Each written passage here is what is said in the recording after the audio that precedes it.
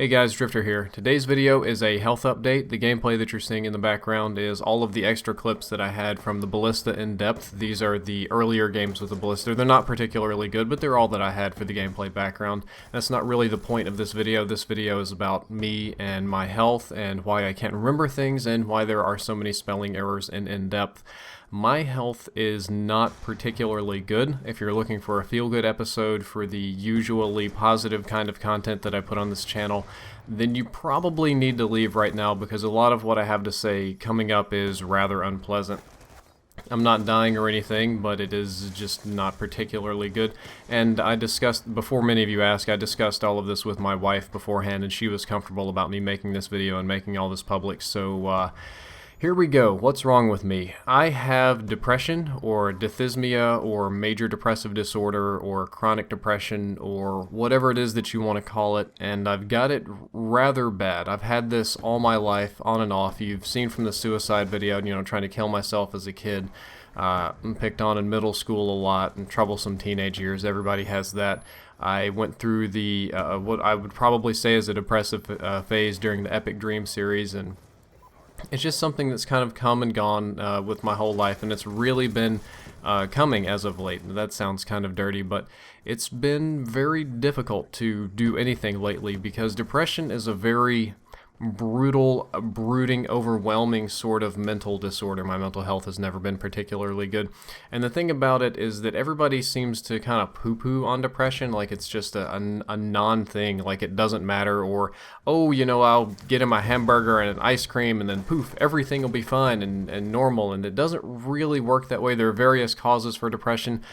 Some people were abused as a child. I did suffer some child abuses that I don't think I've made public on this channel, but that I don't believe that is what causes my depression. It certainly doesn't help because past experiences or whatever, that's not the cause. Some people have chemical imbalances in their brain or predispositions that cause this. I believe I may have that, as depression runs in both sides of my family, so that it wouldn't be terribly unlikely. Other people just have tough lives. Terrible things happen and they fall into a depressive state. How I've been doing, my symptoms that kind of led me to this, the first thing that I really noticed was memory loss. I could not remember anything. I was kind of always zoned out, and people would talk to me and I'd be like, yeah, totally got it.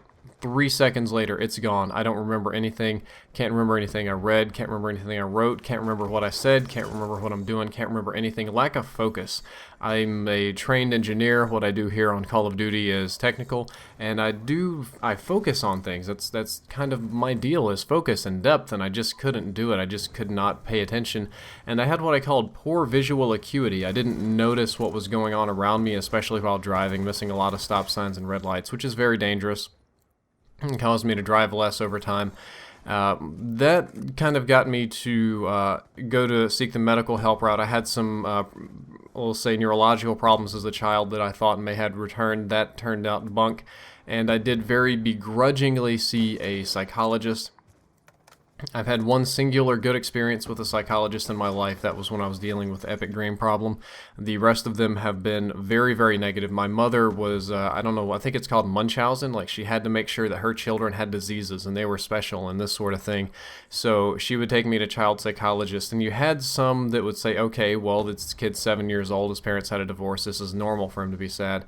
And then you had some like, well, he has this disorder, that disorder, this disorder, blah, blah, let's do medicine. So I was very, very greatly against going to a psychologist, but I went, and I talked to this fellow for a few minutes, and he told me very clearly, plainly, this is depression and stress, this is, you need to talk to me, you need to come back, and I really hate dealing with psychologists, so I decided not to come back.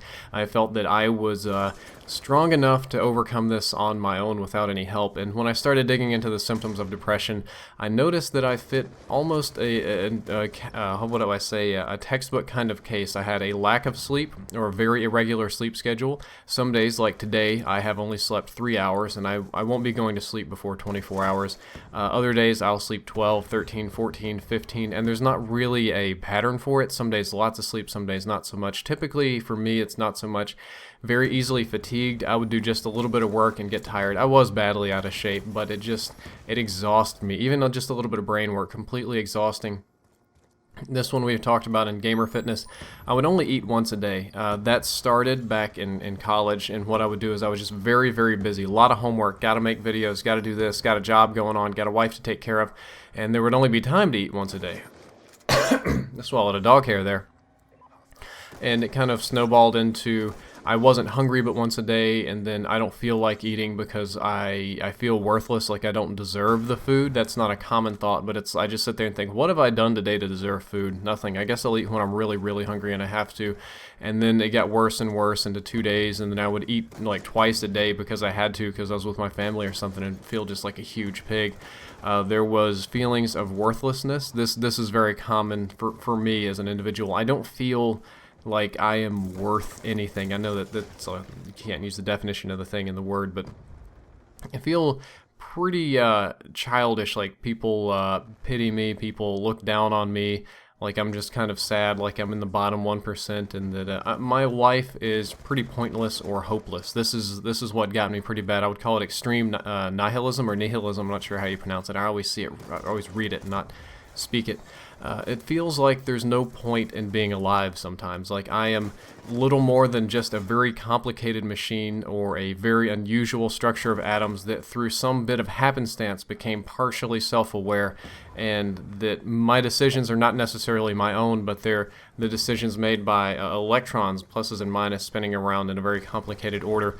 Or that even if let's say I die tomorrow, so what? Who cares? Am I going to care? No, I'm going to be dead. If I die next week, it doesn't matter. I get 1 extra week, but when I'm dead, all that goes away. There's no point of reference to measure that from, and what impact has my life had on this world? What good have I really done anybody in the long term for anything? And you know, the world won't miss me. And then there's the heaven or hell aspect, like you go to heaven or you go to hell. I can see, you go to hell, you suffer forever, and okay, well that's bad. If you go to heaven, you're happy forever. Well, that sounds okay, but if you're happy forever or suffering forever and there's nothing else, and you remove the yin from the yang, then why does that matter at all? And it just feels so incredibly pointless. Walking around stores is brutal, because when you go to a store, that's what you're kind of if you think about it from an economic theory, you work hard, you get your money, and then you go to a store. I'm just going to use Walmart or Target as an example, and you walk around and you take your work points, I've contributed such a small percent to our economy, and these dollars are my little utils or my little happy points, and I go and spend them on things that are supposed to make me happy. And when I look at all the products and stuff, because of my training in marketing and because of the depression, all I see is what they're supposed to be. I see the toothpaste, and I see the guy smiling, and I realize that it's not advertising cleaner teeth. The guy doesn't want cleaner teeth. The guy wants cleaner teeth so that he can show off, so that he can perceive to be better than his peers, so that he can be the alpha male, the preferred mate, to get more women, to procreate, to make more children. For what end? To what point does this go? You can take any product and it runs in a similar kind of direction. You usually run up into some of the more base desires, and these feelings of pointlessness built up into me. I had a random anger outburst.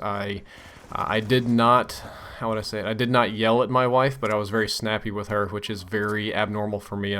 I would like to say I'm one of the more patient people. A lot of feelings of almost uncontrollable anger. I do have a very, very, very bad temper. I've had it for a long time. Most people that know me would say that I'm relatively calm or level-headed, but I've always had an extremely bad temper, but the good Lord blessed me with an extremely good control of the temper, so it seems very mellow. And the most concerning thing of all, what really made me realize what was happening, was thoughts of suicide. When you start feeling that your life is pointless and worthless, the next step is to just go ahead and end it, to just put it to be. I thought about crashing my car. I don't really like the pills route. I thought about loading up my guns and blowing my brains out. Not going to hang myself again. That one hurt too bad, but I thought about it for a while, a good long while, but it just didn't feel right. It felt like the pansy's way out. That's what quitters do. That's what weak people do, is they commit suicide. And I've always had a penchant for challenge, and I just decided to keep on living and seeing what could happen. And I also felt really bad to think that my wife would have to come in and see that, because I love her to death and I care about her, and we don't always get along great, but that's coming up next. But I wasn't going to absolutely punish her and my family with that, because in my family, on both sides, for now at least until my brother grows up, I am kind of like the last of the last of the last of the last of a dying breed, and everybody's putting their hopes and dreams on me, and I just want to play Xbox. when you have depression, you don't get all of these things at once. It's not like 100% of the time this is how you feel and you get all of this at once. Because if I had all of this at once all the time, I probably would have killed myself a long time ago. But it's a bits and pieces, mixed bag. Pick a handful, 3, 4, last a couple days. Sometimes you have a good day, then it goes away. Good couple hours, goes away. Bad couple hours, just on, off, on, off. But it's frequent enough to feel constant, even though it might not be 100% constant. It feels constant. It's brooding. It's ominous. It's always there, and that's what's been screwing me up. That I just never really had the desire to do things. Like, I really like making videos. Don't get me wrong. The YouTube, I would call it a quote job, jobby, hobby, whatever. It's fun. It's enjoyable. I like doing it. The money aspect of YouTube only encourages me to make more videos and gives me more free time to do it. But doing in-depth has been a little bit challenging lately, especially on guns that I don't use. You have to level up a gun from level 0 to at least like 12, 13, 14, 15 in a day. Try to master it, come up with a unique class, do the numbers, and it kind of wore down on me and ate into my sleep schedule, and that wasn't really why I was depressed. Now I have to talk about the causes of my depression, and number one was my wife's depression. When my wife quit her job because she had a nursing job, they were working her about 75 hours a week, and the hospital wasn't hiring new employees. They were just requiring everybody to do overtime and double overtime. I convinced her to quit and take off, and that what would happen is that she would just get a part-time job in the fall, and then we would, move to Texas or move somewhere. We didn't know it was Texas yet, and everything would be fine. What happened was the part-time job fell through. She spent her money relatively quickly, and she fell into a very bad state of depression. She felt very worthless because she would sit at home all day, and I would do class and then come home and do videos and then take care of dinner and do all these other things. And it really piled on her, and she felt really, really worthless and down on herself, and she felt bad when she couldn't get jobs or a job fell through. And I took it upon myself at trying to be a good husband to make her feel better. I was always like Mr. Sunshine and Rainbows, Mr. Positive Spin on everything. We can do better. This is okay. I'll take care of it. Blah, blah, blah. And the depression just got worse and worse and worse after the job rejections and the lack of money and the small disasters. And it really continued to snowball. Even when we moved here to Texas, there were just a million small disasters that really piled on her, and I just kept eating the brunt of it constantly, and it kind of wears on you. It actually wears on you more than anything when you're really, really sad, but you have to pretend to be happy or optimistic or upbeat for other people's benefit. And after months of doing that, it finally just wore down and kind of broke me. There were other problems going on, not quite as big as that, but that was the big one, is that I could not get a handle on my wife's depression. I cannot. It's something I've always done. I always try to fix people's problems for them. I try to make them feel better, or I can't, but I can't. You can't like pop open somebody's mind and flip a few switches and be okay, or kind of like the same thing, like I feel bad. You can't just give me an ice cream cone and everything's better. It's the same way with my wife. She has to work through it on her own. I have to work through it on my own. We're just a very depressed, sad couple. I've had some health and money problems with my father and grandmother. My grandmother is in very poor mental health. She's slipping into, I would say, middle to late stages of dementia, but she's still barely able to take care of herself. She has cancer, and the problem is that she's in denial really, really bad, and because of the dementia, she really just doesn't understand that she still has cancer, and that no matter how many times we tried to tell her that the cancer is still there, it was just like talking to a wall. Basically, she got a scan, and the resolution on the scan was such that it was looking for tumors. The doctor said, okay, well, we got the tumors, but we don't know if the little cancer is there. What she heard is, we can't find anything, you're cured, go home. That's somewhat stressful. The situation with my father is bad because he's currently unemployed and he can't get on Social Security because it's a very arduous process in the state of Mississippi. So he's running out of money, and I was sending him money for a while, money that I didn't have, money I was pulling out of thin air and just like making happen with little promo deals on the channel just on a daily basis. And my father and my grandmother don't get along, and I know that you shouldn't like care or talk about these kind of things when you're an adult, but I was raised by my grandparents for a long time, and then my father, and then my mother, and then my father, and then my grandparents again, like that. So I kind of have a lot of different parents to keep up with, and I feel that I do owe them my time and respect and courtesy. But my grandmother is very wealthy, but she will not support my father with anything, even though he was unemployed, can't get Social Security, can't get disability, can't get anything, and just like he had about a week or two of money left, so I had to come and be the arbiter and talk between them and work things out. And that involved, driving from Mississippi to Texas to sort this out because people can't talk to each other. That's how I grew up when I was a kid, always playing password, because no individual member of my family would directly communicate with the other, so I still have to do that. That was stressful. Thankfully, I pulled some magic out of my butt, and I got that totally taken care of, but it was still a big stressor. Pretty much anything to do with my mother makes me sad. For those of you that were subscribed to me the past summer, she was put in a mental hospital, got a lot of psychotropic medications, and then when the insurance ran out, they gave her the boot, just like out on the street. I had to put on YouTube to beg to have subscribers go and find her, and a guy named Wes went and found her. It was almost like 2 days later, day later, and she'd been out there for a couple of days, came off the meds, got probably a heat stroke, burned real bad, and whatever happened to her, she's never been the same. And this sounds really cruel to say, but I consider my mother dead. She is living with her sister in Kentucky on Social Security disability up there, but her mind is gone. She's doing very, very well to speak in full sentences. Typically, she gets out a phrase or about half a thought, typically 4 to 5, 6 words at a time, and then it just kind of dribbles into randomness. And if she gets remotely upset or confused about anything, it's the same thing. Very repetitious, very dementia. And the sad thing is she still feels very strongly. She still loves me, my brother, her children. She wants to come and she wants to be kind of like the mom on Everybody Loves Raymond, where they live with the family and she gets to be the grandmother and cook and do things with the grandkids. But I can't let her anywhere near me or my family because she is a magnet for disaster and trouble, violence, police, and things like that. And I just have to keep lying to her and making excuses for why my wife doesn't want to talk to her or be around or things like that. And I consider her dead. I feel like I get phone calls from a ghost all the time, and it's one of the more selfish things I've probably ever said in my life, but it might be better if she had died because I don't know what's left of her. I really don't know what's left in her brain anymore, and it stresses me so much.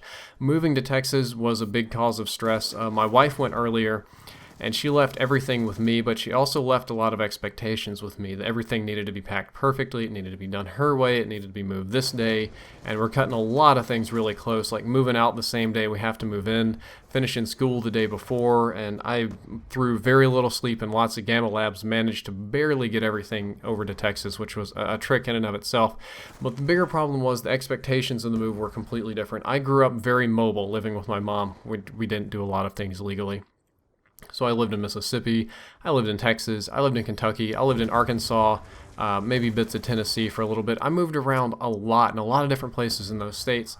So my wife says, I want to move to Texas. I'm like, sure, Texas is nice, I'll go to Texas. We get here, everything's cool, and about 2 weeks after being here, she starts planning school districts and children and all this kind of stuff. And I'm like, what are you talking about? And she says, well, we were Texans now. I'm like, we're not Texans. I'm not a Texan. She says, yeah, we're living here now. I'm like, what do you mean? And her expectation was, because she lived in one town her whole life, that's where she grew up. She did the college thing, of course. She decided ahead of time that she liked Texas and that's where she was going to live. And that's where she wants to live, and she wants to be in Texas forever. Apparently we discussed this at one point, but the idea never really sank in for me, or I wasn't paying attention or something. So I get here and I'm like, I'm in Texas forever now? How did this happen? And it's not the worst thing. I like Texas. I like the Dallas area. It's a nice place to live, but I've always lived a very highly mobile life, just very, very mobile, moved around all the time. The concept of living one place forever, for just stopping, is completely alien for me. And when I explained this to my wife, things didn't go over particularly well. She was really upset for about 3 or 4 days because I didn't share her dream. We didn't have the same vision of living together and expectations of life, and that's never a good thing to have with your wife.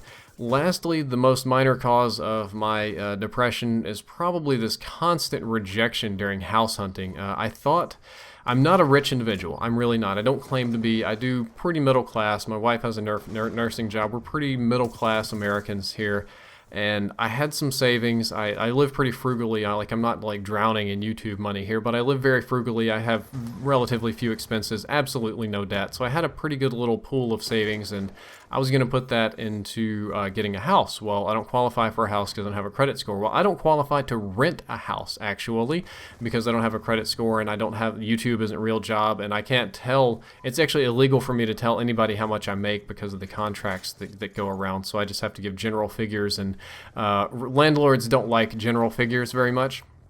They thought I was a drug dealer. The only way I even got a rental house here is because I offered to pay 6 months of rent up front in cash. It was completely ludicrous. The house hunting was terrible, having people hang up on me, tell me to call me back when I get a real job, and it was very frustrating for my wife because she got more and more mad at me because my YouTube thing was the biggest limiting factor in not getting a place to live. And on top of that, because I had paid 1 or 2 bills late, we couldn't do alternative credit or manual underwriting, which was my fault again, so that compounded onto the depression. And I get all these kind of things coming in, all these kind of stressors, and at the same time I'm finishing school, moving across states, managing the YouTube channel, going hard as I can go, full blast on all these cylinders, and it really just completely wore me down. So my brain turned to mush and to jelly, and I don't mean to say that everything is bad. This channel is doing excellent, and all you people seem to like me, and the videos are going well, so I think that's a really good thing. That's something I've been chasing after for a long time, to have a quote successful YouTube channel, and let's hope that keeps going. And making videos doesn't make me sad. Matter of fact, it's quite the opposite. I do rather like to make videos. Making videos is fun for me. That's why I do this. If I didn't like doing it, I would do something else. I would go get I don't know, some kind of real job somewhere, but this is kind of my thing. However, I think I pushed too hard, because with the big, there's a change in payment at Machinima pretty harshly, and then there was a contract change over to IGN and all these kind of things, and Gamma Labs ran into funding problems, and I found myself without any money very, very quickly, so I started pushing really, really, really hard this month. Like, even videos I liked, instead of taking a break, I would just do them back to back to back to back to back. I think I uploaded like 35, 40 videos on a 28 day month, and I really overdid it, and like I said, it was still fun, but I killed my sleep schedule, and I made Call of Duty a little bit unfun by trying to level up all these weapons like the Ballista to do it, and I just pushed myself too far, and that's where I'm at right now. That's why I'm depressed. That's why I feel these things. That's why I'm kind of down in the dumps. However, I'm not giving up. Like I said, I decided not to kill myself. I decided to keep on going because I have a penchant for challenge. And what am I doing to get better? I had a heart-to-heart with my wife, and we have replanned our future, so to speak, in more vague terms, ones that suit me and her, so that's good. We've completely replanned our upcoming housing situation as well. The gamer fitness and exercise thing ties into this. Exercising does make me feel better. It does make me healthier. And one of the other things that made me sad was I used to be fairly fit, and after lots of gaming in graduate school, I got really, really out of shape, and I really, really hated the way my body looked. I hate exercising. I'm a very lazy person, but I hate the way my body looks more than I do hate exercising. If I had the ability, if I knew it would grow back right, I would just take a kitchen knife and saw off all the parts that I didn't like and watch them grow back the right way. But that unfortunately doesn't work. I have to do a much slower process. I'd rather take all the pain up front. But I am exercising. That feels better. I'm eating more. The exercising kind of forces me to do that. I'm actually hungry again. So I think that's a good thing, even though it's only 2 meals a day now, and it's like one small meal and then a normal meal. It's definitely better than every other day. I still have terrible sleeping habits. I've had this pretty much my whole life. Night owl, never gonna fix that. Not even trying to fix that. And I'm trying to do little things I enjoy. For the longest time, I was a miser, just trying to save money for all these things that never really panned out. And I wouldn't even get myself a donut or a little ice cream, you know, that does help a little bit, or a little comic book or anything. Just, no, I don't need it. I don't need it. I don't need it. My wife asked me what I want for Christmas, birthday. I don't know. I don't need anything. Don't need anything. Don't need anything. Nothing, nothing, nothing, nothing. I'm finally trying to open up a little bit and buy little things and piddle around and have fun. I've been playing a few indie games, little cheap things like that. And there's no real cure for depression. There's nothing really that just kind of makes it go away and get better. And I don't think that my life is that bad or awful in any particular way, because I know there's lots of people that have worse lives than me and they have depression, but it's something that I've got and that I've got to deal with, and I'm just going to keep on working on, and maybe one of these days it'll get better and I'll be a normal person again. But until then, I'm just going to keep derping around on YouTube and making these videos, and hopefully everything works out well. For those of you that watched the whole video, I appreciate that you took the time to listen to me. I hope that you maybe not enjoyed it, but understand a little bit better, or maybe you enjoyed it in a sort of educational way. I'm not entirely sure, and that's kind of all I got to say.